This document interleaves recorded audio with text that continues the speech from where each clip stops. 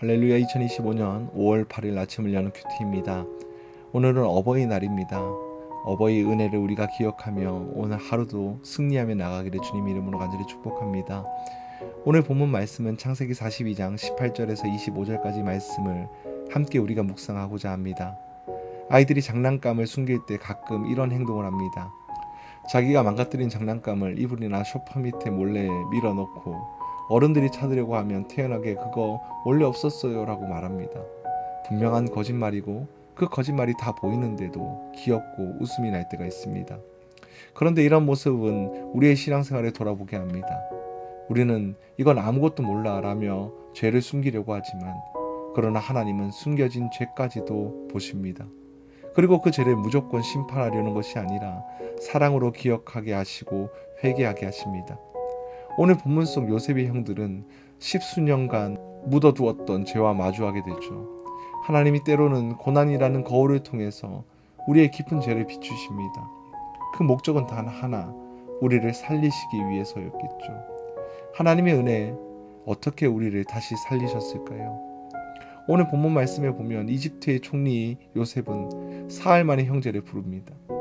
그리고 그들에게 어쩌면 정말 가혹한 시험, 굶주리고 있는 가족들 때문에 반드시 해야 하는 시험을 명령합니다. 그것은 바로 막내 베냐민을 데려오라는 요구였습니다. 형제들에게 이 상황은 단순하게 가족 한 명을 더 데려오는 것이 아니었습니다. 과거에 자신이 요셉을 팔아 넘겼던 죄를 정면으로 마주해야만 하는 시간이 되었던 것이죠. 그래서 본문 21절을 보며 형제들이 서로 말합니다. 그들이 서로 말하되 우리가 아우의 일로 말미암아 범죄하였도다. 그가 우리에게 애걸할 때 그 마음의 괴로움을 보고 듣지 아니하였으므로 이 괴로움이 우리에게 임하도다. 그토록 오랫동안 침묵하던 죄의 기억이 고난 가운데 터져 나오는 것입니다. 죄는 시간이 지난다고 사라지지 않습니다. 죄는 무의식 깊은 곳에 잠복해 있다가 하나님의 때에 우리의 삶에 다시 나타나게 됩니다.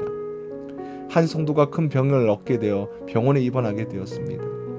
병실 침상에 누워 있는데 온갖 생각이 다 스쳐나가는 것이죠.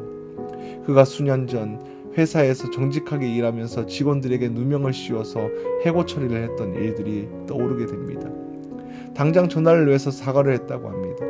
평소엔 잊고 살았지만 고난의 순간에 마음속 깊이 숨겨두었던 죄가 드러났던 것입니다. 그리고 그는 병상에서 눈물로 회개하며 하나님께 돌아갔습니다. 고난은 단순한 불행이 아닙니다. 고난은 하나님의 내적 작업입니다. 숨겨진 죄를 깨닫게 하시고 다시 주님께 나오게 하시는 하나님의 은혜의 기회입니다. 나는 지금 어떤 고난에 속해 있으며 그 속에서 하나님이 비추시는 숨은 죄는 무엇입니까? 고민하고 그 안에서 하나님의 위로의 손길을 은혜로 느끼게 되기를 소망합니다. 오늘 형제들에게 막내 베냐민을 데려오라고 한 가혹한 명령이 내려지자 장자였던 루벤이 목소리를 높여 다른 형제들의 죄를 꼬집습니다.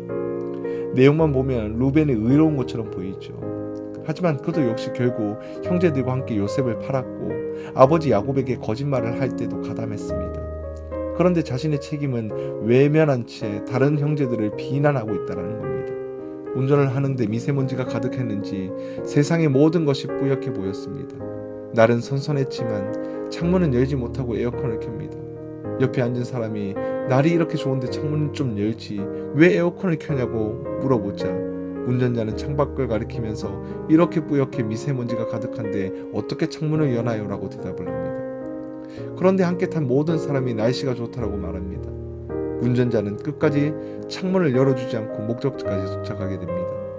알고 보니 운전자가 안경을 닦지 않아 너무 더러웠기에 모든 것이 미세먼지가 가득한 것처럼 보였던 것이죠.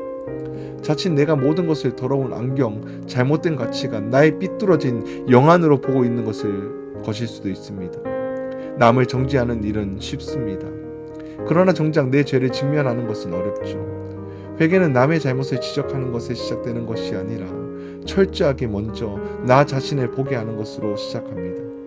예수님은 형제의 눈 속의 티가 아닌 자신의 눈 속의 들보를 깨달으라고 말씀하셨습니다. 바울도 남을 판단하는 것, 곧 자신을 정죄하는 것 같다라고 이야기를 했습니다.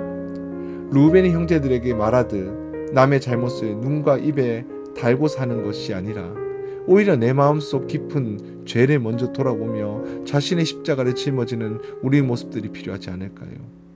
그리고 오늘 형제들은 요셉이 아무 말도 이해하지 못했다라고 생각했지만 요셉은 형들의 대화를 들으며 마음이 복받쳐 급히 자리를 피해 울고 다시 돌아왔습니다. 요셉은 형들에게 향해 보복하거나 정죄하지 않고 곡식과 돈을 돌려보내 은혜를 베풉니다. 그리고 그들이 다시 돌아올 수 있게끔 시몬을 데리고 있겠다라고 이야기를 합니다. 이것은 하나님의 마음이죠. 우리는 누군가 보며 내가 죄인이다라고 정죄하지만 하나님은 죄를 깨닫게 하시면서도 회개할 수 있는 새로운 기회를 열어주십니다. 밭에 흉년이 찾아오고도 겨울까지 되면 농부는 모든 것을 포기하게 됩니다. 내년에 무엇을 먹고 살아야 하나? 생업을 포기하는 다른 곳으로 가야 하나? 온갖 생각을 다 해보죠. 그런데 봄이 되어 얼음이 녹고 밭을 가자 뜻밖의 좋은 곡식이 자라나기 시작합니다. 겨울을 땅에 망친 것이 아니라 오히려 새로운 생명을 준비하고 있던 것이죠. 어쩌면 하나님이 우리에게 고난을 주시며 죄를 깨닫게 하시는 것도 마찬가지입니다. 우리의 삶이 완전히 끝난 것처럼 느낄 수 있지만 하나님은 그 자리에 새로운 회개의 싹을 심으십니다. 눈물로 죄를 고백하는 그 순간 하나님은 새로운 생명의 길을 열어주십니다. 그러니 혹시 자신의 죄가 고난으로 좌절의 때가 오면 기억하시길 바랍니다. 하나님은 좌절의 순간 새로운 회개의 문을 열어주십니다. 하나님이 허락하신 회개의 문을 통해 하나님께로 다시 나아가기를 소망합니다. 사랑하는 더세온교회 성도 여러분, 하나님은 오늘 또 우리의 마음을 두드리십니다. 숨긴 죄를 꺼내시고 감추던 상처를 비추십니다. 그러나 목적은 심판이 아니죠. 회개를 통한 회복인 줄 믿으시길 바랍니다. 혹시 지금 고난 중에 있으십니까? 혹시 과거에 제가 마음에 짓누르고 있으십니까? 하나님은 우리를 정죄하지 않으시고 돌아오라 부르고 계십니다. 오늘 주님 앞에 나아가기를 주님 이름으로 간절히 축복합니다. 르우벤처럼 남을 탓하는 것이 아니라 내 죄를 인정하며 고백하는 우리 더세온교회 성도 여러분들이 되길 주님 이름으로 간절히 축복합니다.